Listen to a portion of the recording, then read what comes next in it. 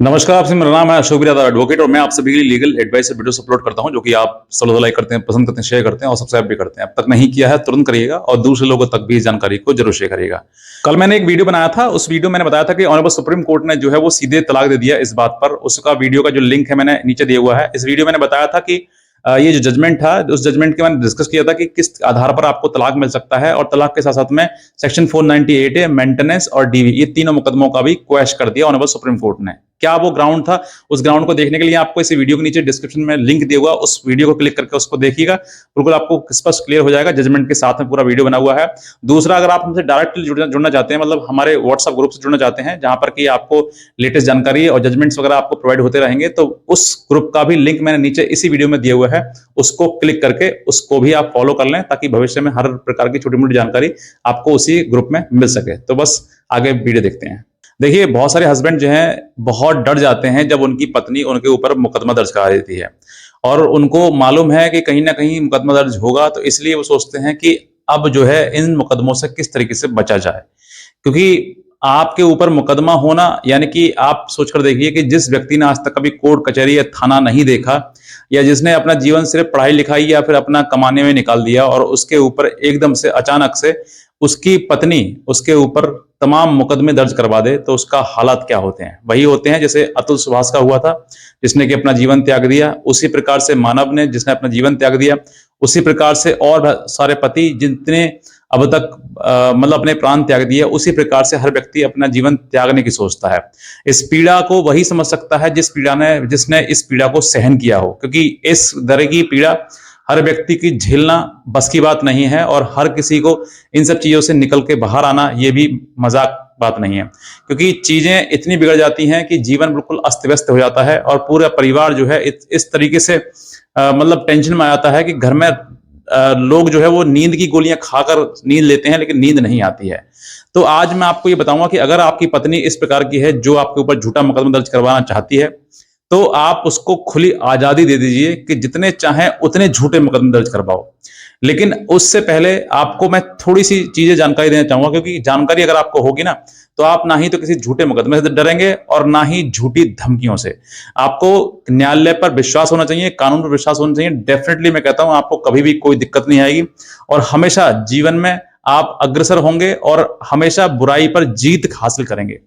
अगर आपकी पत्नी इस तरीके से मतलब धमकियां दे रही है कि आज मैं तुम्हें जेल का पानी पिला दूंगी, तुम्हें चक्की पिसवा दूंगी, तुम्हारे पूरे परिवार को जेल भिजवा दूंगी, तुम्हारे ऊपर मुकदमा दर्ज करा दूंगी, या उसका परिवार, तो आप इतना सोच लीजिए कि उसके दिमाग में ये सब चीजें आज चल रही है ना, उससे पहले वो पहले चल चुकी हैं, पहले बना चुकी हैं। आज जो आपके मुंह से बातें बताई जा रही हैं, उससे पहले वो प्लानिंग कर चुके हैं। अब सिर्फ और सिर्फ आपको बताया जा रहा है, आपको अवेयर किया कराया जा रहा है, क्योंकि अचानक से मुकदमा आपके ऊपर हो जाए तो आपको कोई दहशत ना हो, डर ना हो कि ये तो हमें बताई नहीं थी। तो इसीलिए आज आपको वो पहले चीजें बताई जा रही हैं कि हम आपके ऊपर मुकदमा दर्ज करवाने की सोच रहे हैं। वो एक आपने महाभारत में शकुनी का डायलॉग सुना होगा ना कि युद्ध रणभूमि में करने से पहले मन भूमि में खेला जाता है। वो आपने सुना होगा ना ये डायलॉग, जो शकुनी का था। उसी प्रकार से उस महिला ने ये सब कुछ पहले से मन भूमि में खेल लिया है, अब रणभूमि में खेलने का प्रयास है, खेलने का तैयारी है। तो उससे पहले आपको सतर्क हो जाना चाहिए। अब मैं आपको बता रहा हूं कि अगर आपकी पत्नी आपके ऊपर झूठा मुकदमा दर्ज कराती है तो पति की बल्ले बल्ले है। अब बल्ले बल्ले कैसे है वो भी बताना चाहूंगा, क्योंकि इन सब चीजों के बारे में आपको जानकारी होना बहुत आवश्यक है। पत्नी आपके ऊपर तीन मुकदमे तो कॉमन आपके ऊपर आने ही आने हैं, जो कि नेचुरल है, जनरल है। मतलब हर किसी में एक ही प्रकार की कहानी मिलेगी आपके लिए। मारते हैं, पीटते हैं, घर से बाहर निकाल दिया, दहेज मांगा, दूसरा दिखाना चाहते हैं। बस ये कॉमन चीजें, कॉमन एलिगेशन आपके ऊपर लगाए जाएंगे। इसमें 3 मुकदमे आपके कवर हो जाते हैं। एक 498 का यानी कि दहेज का, जो कि अब 85 बीएनएस हो गया है। दूसरा 12 डीबी घरेलू हिंसा। तीसरा मेंटेनेंस 125, जो कि अब 144 बीएनएस हो गया है। अब ये चीजें आपके लिए समझनी है कि अगर ये मुकदमे होते हैं तो आपको इन सब चीजों के बाद किस तरीके से आपकी बल्ले बल्ले होगी। देखिए, जब आपकी पत्नी आपके घर से जा रही है तो आप बिना किसी कानूनी प्रक्रिया के उसको जाने ना दें। अगर आपको ये पूरा अंदेशा है कि आपके ऊपर मुकदमे कराने वाली है ये वो, तो आप उसको बिना कानूनी की तरीके से मत भेजिए, क्योंकि जिस समय वो जा रही है, अगर आप ऐसे ही घर से जाने देंगे उसको, तो वो आप पे आरोप क्या लगाएगी कि मैं 2 कपड़ों में आई, मेरे सारे जेवर छीन लिए, मेरा सब स्त्री धन छीन लिया और मुझे घर से धक्के मार के बाहर निकाल दिया। ये एक कॉमन इंटेंशन, कॉमन बात आपके सामने आ जाएगी और आप फिर बाद में इस बात को प्रूफ नहीं कर पाएंगे कि आपने दहेज दिया, लिया, जब कुछ मतलब कुछ नहीं कर पाएंगे। तो इससे बेहतर है जिस दिन आप जाए और जिस दिन लगे कि हाँ ये अब वापस नहीं आएगी, ये मुकदमा करेगी, तो पहले आप अपने थाने को सूचित करें कि ये मेरी पत्नी है और ये जाना चाहती है। तो आप जो है वो लिखित में भेजें उसको कि मैं इस तारीख को जाना चाहती हूँ और अब मैं वापस नहीं आना चाहती, या फिर कहे ना कहे लेकिन लिखित में ये जरूर बताया कि मैं जाना चाहती हूँ। तो उसके बाद जो है वो दोबारा आएगी तो कम से कम ये लिखित में रहेगा कि हाँ इसने ये खुद आई है। कब कल को जब मुकदमा आपके ऊपर दायर करेगी कि मुझे मारा पीटा घर से निकाल दिया, तो वो आपका लिखित जो स्टेटमेंट है उसका वो याद रहेगा और वो जब किसी मुकदमे में ये बात नहीं कह पाएगी कि मुझे घर से मार पीट के घर से बाहर निकाल दिया, धन नहीं दिया, स्त्री धन ले लिया, सब कुछ, वो सब चीजें आपके ऊपर एलिगेशन नहीं लगा पाएगी। तो इन सब चीजों के लिए आपको ये बहुत काम आएगा। दूसरा, इसका काम मेंटेनेंस के केस में, क्योंकि मेंटेनेंस में जो महिला स्वयं घर छोड़कर जा रही है, अपने मायके में रह रही है, वो मेंटेनेंस की हकदारी नहीं है। आपको मैं कहता हूं इसके लिए आपको लोअर कोर्ट में नहीं तो हाई कोर्ट में कहीं ना कहीं इसका रिलीफ मिल ही जाएगा आपके लिए। तो ये आपको प्रक्रिया जरूर अपनानी है। अब एक चीज और, अगर मान लीजिए आप नहीं करा पाए, क्योंकि महिला है, महिला की लिखित आप कंप्लेंट नहीं कर पाए, उससे उसका स्टेटमेंट नहीं ले पाए, तो आप अपनी तरफ से कंप्लेंट जरूर कर दीजिए कि इस तारीख को मेरी पत्नी जो है घर छोड़ के गई है और वो इस तरीके की ये सामान ले गई है, क्या का वो सब कुछ लिखवाते हुए आप इसकी कंप्लेंट कर दें। और इसका ऐसा एविडेंस जरूर रखें जो सरकार द्वारा, यानी कि जहां आप जिस ऑफिस में दे रहे हैं, यानी कि चाहे वो थाना हो, चाहे एसएसपी हो, या फिर कहीं किसी ऐसी जगह पर जहां पर कि आपको ये पता लग सके कि उसका आपके पास एविडेंस आ सके कि हमें जिस दिन ये तारीख गई थी, जिस दिन ये गई थी, उस दिन का हमने कंप्लेंट करी है, ये हमारे पास रिकॉर्ड है उसका। तो उसका रिकॉर्ड एज ए एविडेंस अपने पास रखिए। अब वो मुकदमे आपके ऊपर करती है, दहेज का, मेंटेनेंस का, 12 डीबी का, ये मुकदमे करती है।